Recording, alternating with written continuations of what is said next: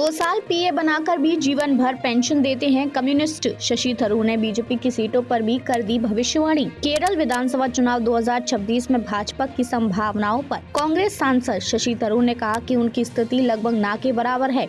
वे एक भी सीट नहीं जीत पाए हैं। केरल विधानसभा चुनाव 2026 पर कांग्रेस सांसद शशि थरूर ने कहा कि चुनाव आयोग ने हमें बहुत कम समय दिया है। उन्होंने कहा कि हमारे पास मुश्किल से 3 सप्ताह से थोड़ा अधिक समय बचा है और वो चुनाव आयोग के इस फैसले से हैरान हैं। उन्होंने यह भी कहा कि कम्युनिस्ट इस बात के माहिर रहे हैं कि वे करदाताओं के पैसे को अपने कार्यकर्ताओं की जेबों में कैसे पहुंचाते हैं। एएनआई से बातचीत के दौरान केरल विधानसभा चुनाव पर कांग्रेस सांसद शशि थरूर ने कहा, मेरे सहयोगी 85 से 100 सीटों को लेकर बहुत आश्वस्त हैं।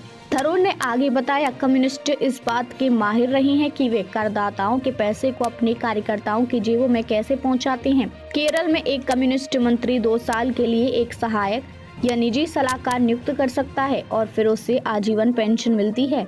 इसलिए इन सभी लोगों को करदाताओं के पैसे से ही वेतन मिलता है और वे अपनी पार्टी का काम करते हैं।